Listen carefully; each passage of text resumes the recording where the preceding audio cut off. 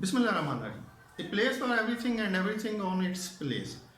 ये वो चीज़ थी जो 18वीं सदी में शुरू हुई और ये कोई 100 साल के बाद नेक्स्ट जो इसका इम्प्रूव्ड वर्जन था, जो एडवांस शक्ल थी, वो हेनरी फोर्ड ने इंट्रोड्यूस कराई और वो थी कैन डू।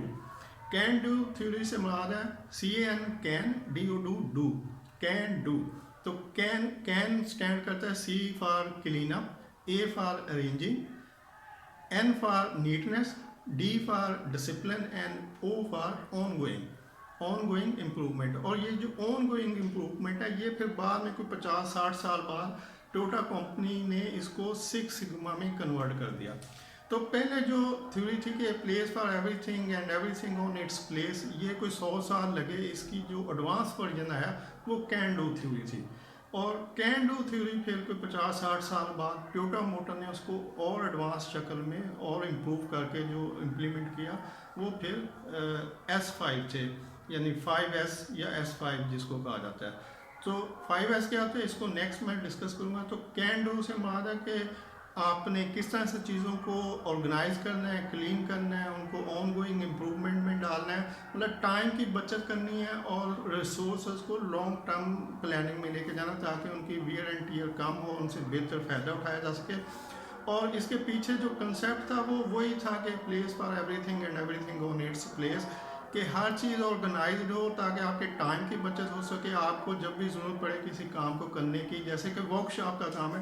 चूँकि ये हेनरी फोर्ड ने कैन डू को हेनरी फोर्ड ने इंट्रोड्यूस कराया था, और हेनरी फोर्ड जो है वो फोर्ड मोटर कंपनी का मालिक था, यानी कारों की प्रोडक्शन हो रही थी। तो जो प्रोडक्शन थी कारों की, वहाँ पे इस थ्योरी को इम्प्लीमेंट किया, कैन डू थ्योरी को इम्प्लीमेंट किया गया।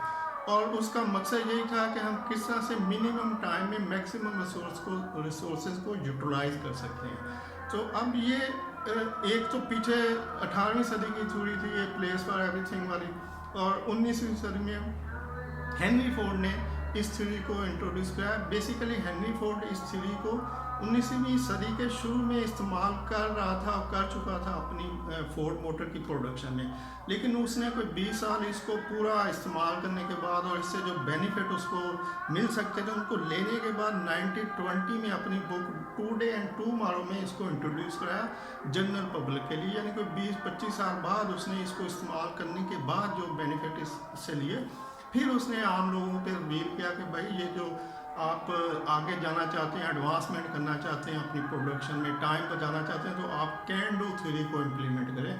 तो इस तरह से कोई 100 साल बाद जो a place for everything and everything on its place थी, वो एडवांस शक्ल में आगे मॉडर्नाइज होकर चलेगी कैन डू में। और कैन डू जो थी वो 50 से 60 साल बाद टोयोटा कंपनी ने कैन डू को कन्वर्ट कर दिया 5S में। नेक्स्ट में इंशाल्लाह 5S को कंटिन्यू करूँगा। वीडियो देखने के लिए शुक्रिया। अल्लाह हाफ़िज़।